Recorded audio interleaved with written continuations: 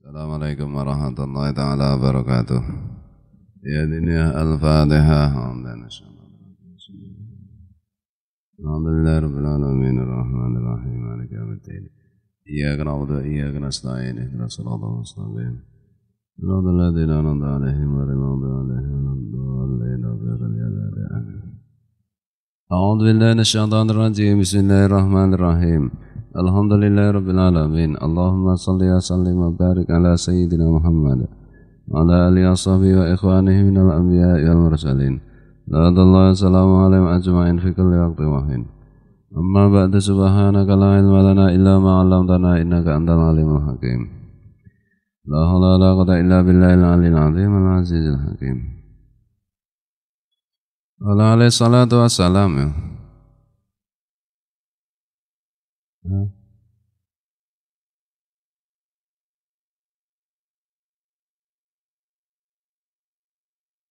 Apa bener ya? Iki ya sing man akola ya. Ora ana yang ngono.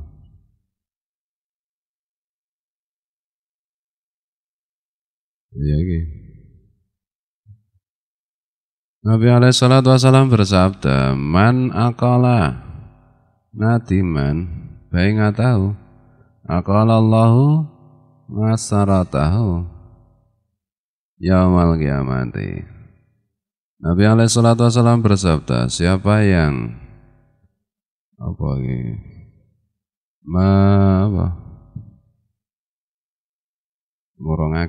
membatalkan, maksudnya ini dalam jual beli itu menerima barang kembali kepada orang yang kecewa, maka Allah pun akan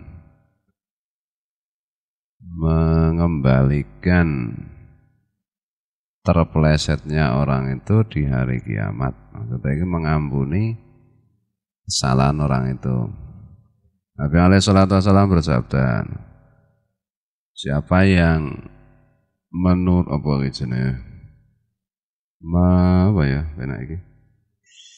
menerima atau menindaklanjuti komplain dari orang yang membeli atau orang yang menjadi customernya menjadi orang yang kecewa, maka Allah juga akan menerima pengembalian orang itu atas dosanya di hari kiamat. Misalnya orang berdagang, terus ada pembeli, terus komplain, nah, ini barangnya kok begini dan begini, kecewa saya. Kemudian dituruti, maksudnya ini enaknya apa ya? Coba pakai bahasanya. Orang itu nanti di hari kiamat juga akan dosanya akan diampuni oleh Allah. Menerima komplain pelanggan komplain, terus dituruti komplainnya apa, nah itu di hari kiamat nanti diampuni dosanya. Wafil hadis sahih, dan di dalam hadis yang sahih, innallaha utiya bingabdin lam ya'mal khairan qattu ghaira annahu kana yudayinu annasa, makana ya'muru bil mana bitaisiri ngalal mu'siri watajawuzi nganil mu'siri. Di dalam sebuah hadis sahih diceritakan, diungkapkan, sungguh Allah itu di hari kiamat nanti, kepada Allah dihadapkan seseorang yang tidak pernah berbuat baik sama sekali, tetapi dia itu memberi hutang kepada manusia.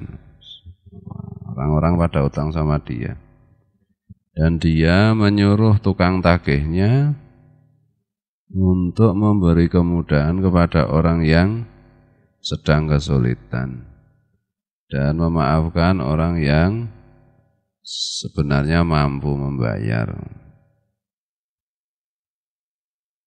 Wa yaqulu la'allallaha yatajawazu anna. Dan orang itu berkata, mudah-mudahan siapa tahu Allah itu akan mengampuni dosa-dosaku dengan cara seperti ini. Kalau ada orang utang, ya dia itu menyuruh tukang tagihnya, ya kalau yang utang belum bisa bayar ya enggak apa-apa, diberi kemudahan. Bisa bayar tapi apa jenenge malas membayar, ya dimaafkan. Karena siapa tahu nanti Allah mengampuni dosaku. Faqala Allahu lahu, maka Allah Ta'ala berfirman kepadanya, nahnu aula bidzalika minka. Aku Allah lebih semestinya untuk berbuat seperti itu dibandingkan kamu. Kamu aja memaklumi, apalagi aku. Kata Jawa janganhu. Maka Allah pun mengampuni orang itu. Memaklumi orang yang utang belum bisa bayar, ya namanya juga lagi kesulitan. Mampu tapi ya minta tangguh lagi ya enggak apa-apa. Memberi hutang tanpa bunga niatnya menolong. Memang utang itu kan, memberi hutang itu kan menolong toh. Qala sallallahu alaihi wasallam, Nabi alaihi salatu wasallam bersabda, kullu qardin shadaqatun. Tiap-tiap hutangan itu adalah sedekah. Memberi hutang itu ya sedekah, sama dengan menolong lah. Memberi hutang itu sedekah, tapi ya tanpa bunga, tanpa embel-embel apapun loh, benar-benar semata-mata menolong tanpa imbalan apapun. Cara Pak Endro Raditya, lemah teles, Gusti Allah sing bales. Semata-mata tidak meminta balasan kepada orang yang diberi hutang, tidak minta balasan apapun kepada siapapun kecuali kepada Allah. Mungkin bisa juga orang itu hobinya memberi hutang pada orang dan tidak mengambil bunga macam-macam, tapi dia minta upah kepada orang-orang manusia lain. Bentuknya apa? Agar dipuji.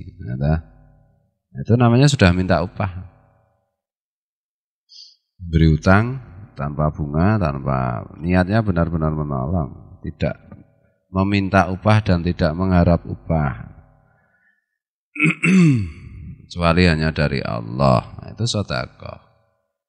Utang 10.000, memberi utang 10.000 sama dengan sedekah 10.000.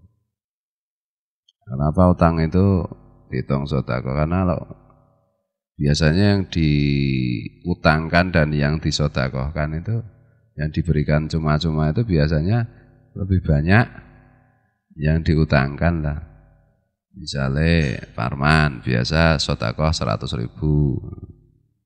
Nitip lantai saya titip 100.000 untuk nambah-nambah beli pol bumbu misalnya. 100.000 hanya. Nah kalau utang kan biasanya lebih dari itu. Misalnya aku utang Parman berapa? 1 juta. Waduh, 1 juta. Nah, berapa? Biasanya utang itu biasanya lebih banyak memberikan utang itu, nilai nominalnya biasanya lebih banyak daripada yang diberikan untuk sedekah. Nah, untuk sedekah kan memang tidak kembali toh anunya itu yang disedekahkan itu. Kalau utang kan masih ada harapan dikembalikan.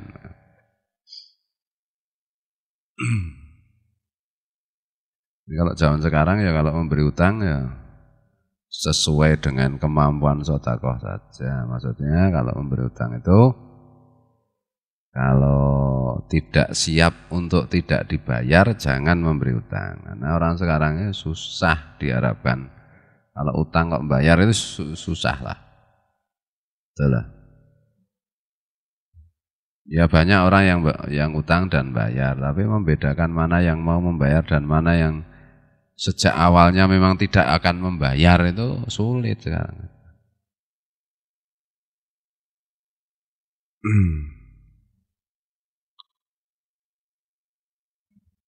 Zaman sekarang kalau ngasih utang banyak-banyak biasanya mesti ada motifnya. Motifnya diberi laba, ya sama aja dengan bunga. Nah, kalau cul ikhlas itu ya susah. Biasanya kebanyakannya.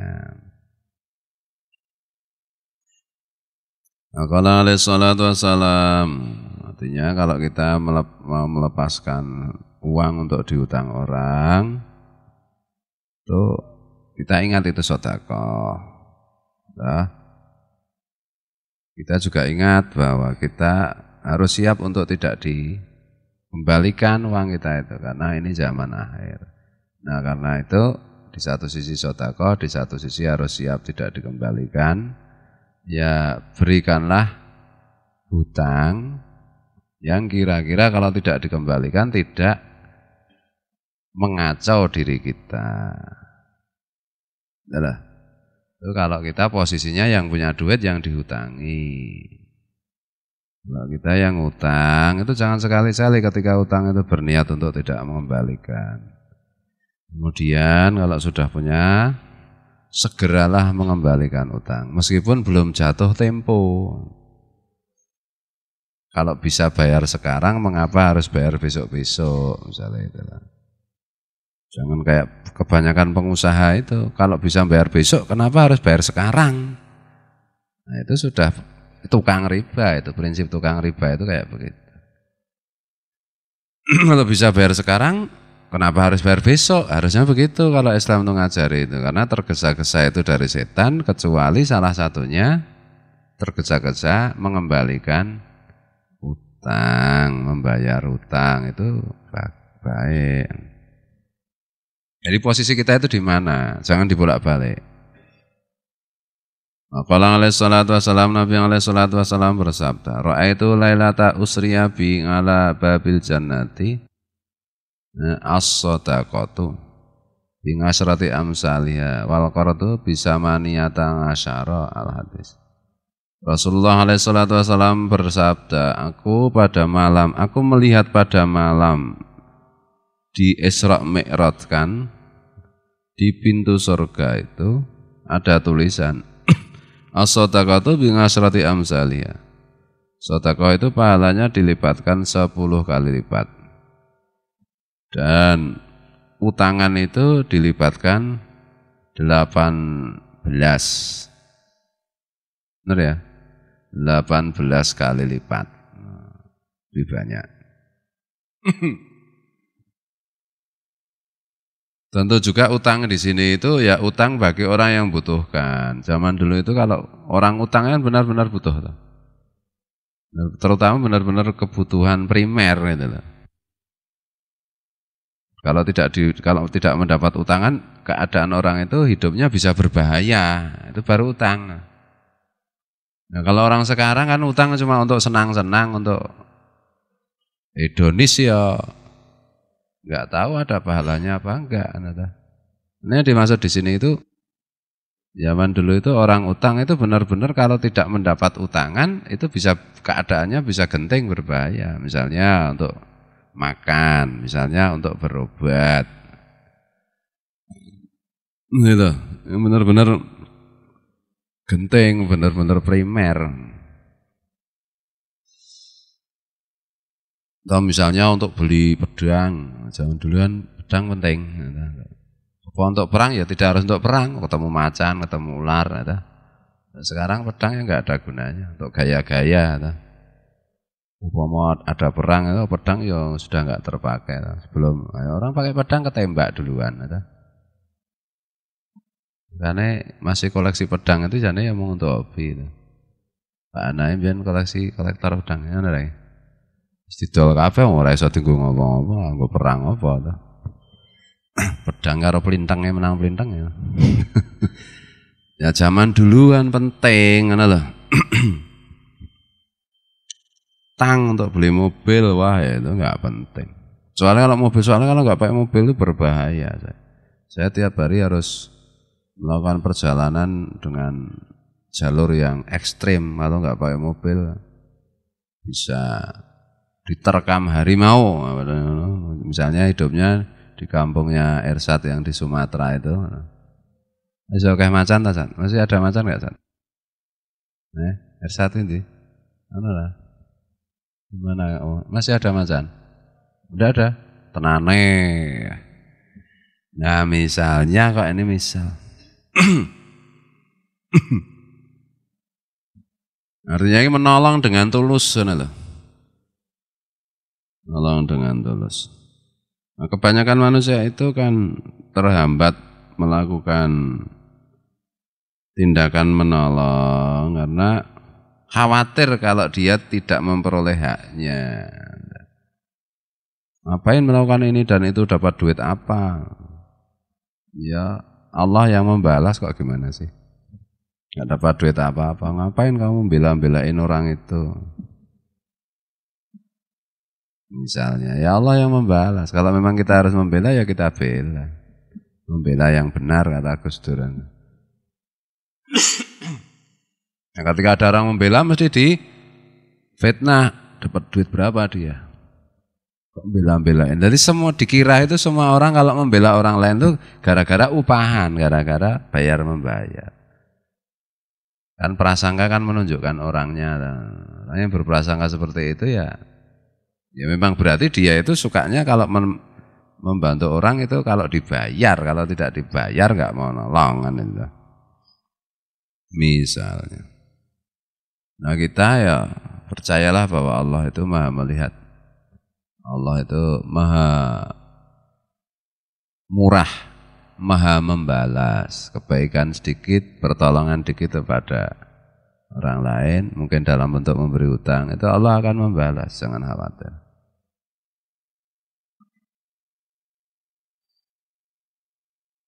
Wal yahdhar kullal hadar minal baingi ngala baingi akhihi wa syira'i ngala syira'i akhihi.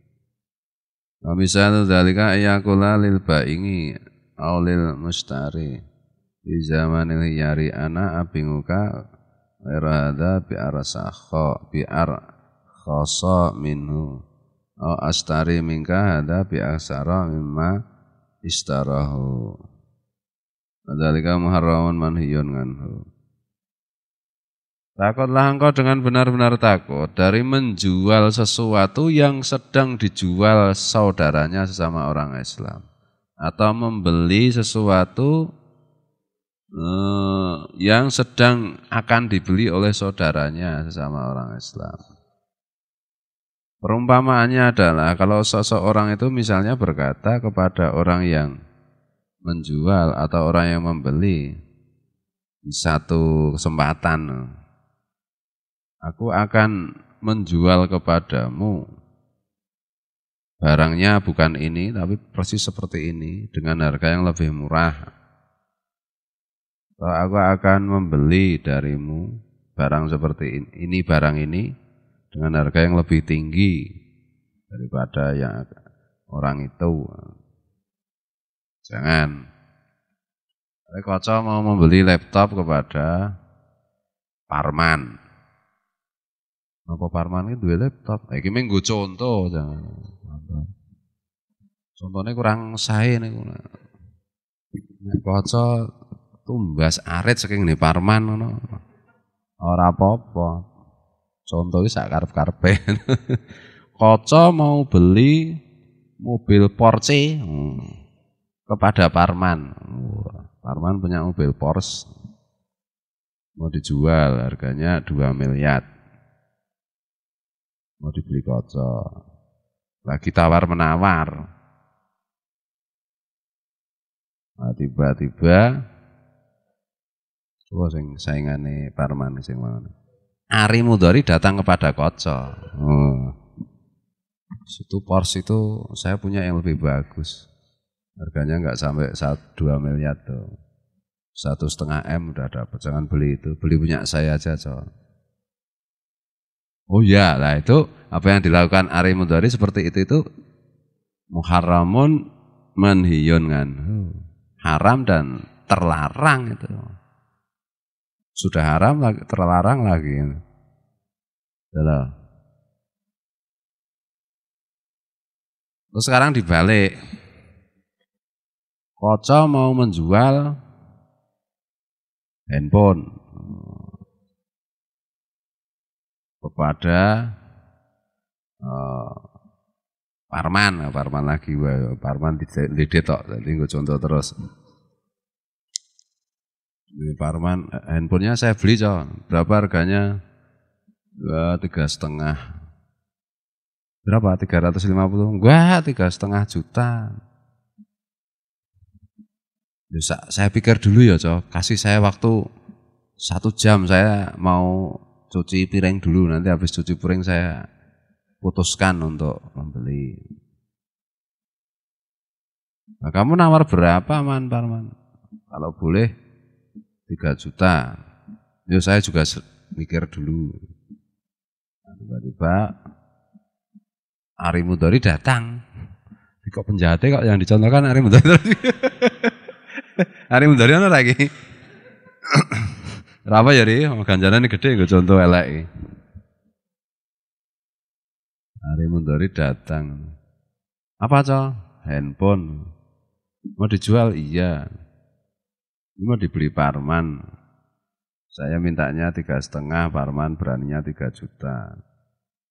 Terus gimana? Ya nunggu nih nanti ya, Parman habis cuci piring mau tawar-menawar lagi. Udah saya beli 3,5, enggak nawar deh. Terus dibayar, nah itu apa yang dilakukan Ari Mudori? Muharramun manhiyun nganhu. Seperti itu. Ya harusnya disesuaikan dulu rembuke Koco dengan Parman. Nggak boleh seperti kalau misalnya Ari kepengen membeli handphonenya Koco tadi. Oh gitu ya, sedang ya nanti. Oh gitu ya, nanti kalau kamu nggak deal sama Parman, aku juga mau beli. Kamu berani berapa? Ya nanti ya setelah kamu rembukan sama Parman. Kalau nyebutkan dulu, kalau aku sih berani 3,5. Ya sama aja itu. Nanti Koco terus Parman datang, gimana 3 juta boleh enggak? Enggak pokoknya kalau tidak 3,5. Ya 3,1, enggak. Ya karena Koco sudah memegang gundulnya Ari Mudori tadi, enggak boleh gitu itu. Loh. 3,1 boleh enggak Wah enggak boleh Ya sudah, enggak jadi. Udah ya, enggak jadi jual beli ya. Ya wes beres. Koco mendatangi Ari Mudori. Aku rembukannya sama Parman enggak jadi, ini kamu bisa jadi mau beli handphoneku enggak? Di Parman tadi sudah nawar 31. Lah, Koco bilang nawar 31, itu makruh hukumnya. Enggak boleh dicerita-ceritain itu. Atau dibalik, dari sama rembukan sama Parman sudah enggak jadi. Ari Mudori bertanya, Parman menawar berapa? Itu makruh. Kemudian Koco menjawabnya 33, padahal 31. Nah itu bohong, dosa. Enggak, ya rahasia. Nah, kamu beraninya berapa? Beraninya 1,5. Mau tiar. Asemi. Enggak, Parman aja berani 31. Lah menyebutkan 31, makruh. Tapi kalau Koco mengatakan, Parman tadi kan nawarnya 31 tuh. Koco mengatakan, Parman aja berani 34, bohong, dosa. Udah enggak, balik lagi ke Parman. Udah 31 mau boleh saya udah beli handphone ini. Saya beli handphonenya Unati, malah ada TV-nya. Jadi harganya berapa kamu beli? Ya Pak Unati itu nawarkannya kepada saya 4 juta. Terus saya jengkel, malah saya beli 4,5 juta sekalian. Duit saya sudah habis Ya ini masa habis duitnya? Iya, ya udahlah dibeli 31 boleh. Wah kalau sekarang duit saya tinggal 100.000 kalau boleh saya beli. Wah mau tiar Koco. Bali lagi nani Ari Mudari. Iki ceritane kaca sedang naas ngono to. Mudari 1,5 boleh ri, Ari Mudari. Wah, ini saya baru beli handphonenya Rama. Ini berapa kamu beli? Rama mintanya 2 juta. Terus karena saya jengkel, saya beli 3 juta. Mana sih kaca. Ya, masih punya duit enggak? Kamu mau beli punya saya. 1,5 enggak apa-apa boleh. Ya masih punya sih uang. Tapi punyanya cuma 50.000. 50.000 boleh saya bayar. Kaca marah. Handphonenya dibanting.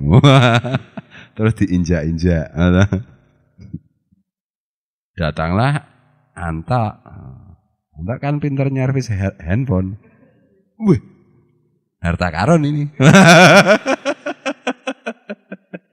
Meskipun remuk masih bisa diambil. Iki ming dongeng lho. Aja dipraktekke tenan. Aduh. Terus handphone yang sudah remuk diperbaiki, dilem atau apa ya enggak tahu. Udah jadi dipakai bisa. Sama entok tawarkan kaca. Mau beli handphoneku. Loh. Enggak. Ya, kalau mau ini 1 juta boleh. Wah, itu handphoneku udah tak buang, udah tak pecah, tak buanteng kok. Udah. Sini saya minta. Ya enggak bisa, udah kamu buang kok. Kalau mau 1 juta, kalau enggak ya enggak. Wah, enggak sudi. Wah, kaca gitu. Ari Mudari lewat. Loh, handphone apa itu? Tak. Ini handphone. Tapi handphone pecahan saya perbaiki. Malah antik banget ini. Ini termasuk barang antik loh, Tok. Ini. Udah kamu mintanya berapa? Ya tadi saya tawarkan 1 juta sama kaca, tapi kaca malah mencibir. Saya berani 10 juta ini. Masa? Iya ini termasuk barang antik ini. Udah tak beli 10 juta. Kaca ndelongo apa? Habis itu Pak Sugi lewat. Wah, ada barang antik. Ini punya siapa ya? Punya saya. Rimbo tadi bilang gitu. Saya belinya. Ya boleh kalau 30 juta. Beres, berani saya 30 juta. Oh mantap ganti ndelongo apa dah? Iki mung cerita ora tenanan ngono lho. Terus handphonemu tak banting tenan. Gek mantap gek lewat. Mantap lewat tendiang sisan nune to. Ora didandani. Aduh, dongeng. Tiba itu keneng itu. Bismillahirrahmanirrahim. Ngono ki lho mon nek gawe cerpen iki ngono ki mon gampang kan. Pastine. Ini kan jurusan sarjana sastra, gawe cerpen ngono kuwi ngawur ngono. Waton seru.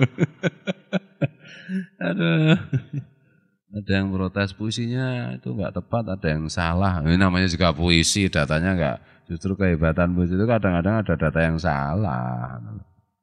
Data yang salah sehingga, nah itu menunjukkan bahwa itu fiksi. Ya itulah. Kalau benar semua yang berkaitan dengan sejarah, namanya bukan puisi, tapi buku sejarah. Ngomong cerita. Bismillahirrahmanirrahim. Paham ya dari cerita itu? Intinya mana yang haram paham, yang tidak boleh mana paham ya. Jangan intinya malah berarti banting handphone. Oh jangan itu, bukan itu intinya ini. Cara jual beli yang baik itu bagaimana? Jangan bener pocok kamu banting, bukan itu. Ini mau cerita. Intinya berbuat curang itu loh. Bismillahirrahmanirrahim. Ini pipa gading apa-apa Pak Un? Tulang ini. Lah ya gading itu tulang kan itu toh. Mosok gading kok besi? Tulang gading kan ngono toh. Nah, kalau kita ditanya sesuatu yang tidak kita kuasai, sebaiknya jangan menjawab. Nah, kadang-kadang orang ditanya itu kan kalau tidak menjawab malu, padahal dia tidak tahu, nanti jawabannya malah salah. Cuma contoh aja. Jadi kalau kita misalnya ditanya sesuatu, ini gading apa ini? Wah nggak tahu saya. Jangan-jangan ini cuma fiber ini. Benar-benar saya nggak tahu. Mungkin fiber, mungkin gading, mungkin tulang, mungkin apa saya nggak tahu. Tapi kemungkinan besar fiber. Ya. Ya sama aja itu. Kamu nggak tahu, jawab aja nggak tahu. Kata Sayyidina Ali itu, kalau kamu ditanya, jawaban yang pasti benar itu adalah saya tidak tahu. Itu pasti benar itu, jawaban pasti benar. 2 tambah 2 berapa? Saya tidak tahu. Itu malah jawaban benar. Tapi kalau setiap ditanya jawabannya saya tidak tahu, ya pemenang santri ditanya kiainya, saya tidak tahu itu, wah ini langsung dilempar ke rumah sakit jiwa. Ya. Man Parman, di mana aretnya? Saya tidak tahu. Loh, itu jawaban pasti benar Pak Kiai. Pelajaran. Oh ya, kalau pacolnya saya juga tidak tahu. Oh. Pedan ya Man, saya tidak tahu. Oh cetok.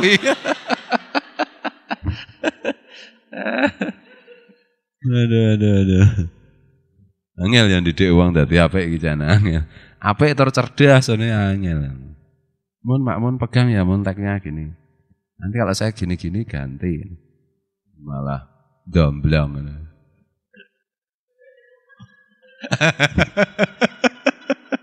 Kemarin syuting. Aduh, Makmun. Terpesona ya. Bapak kamu homo.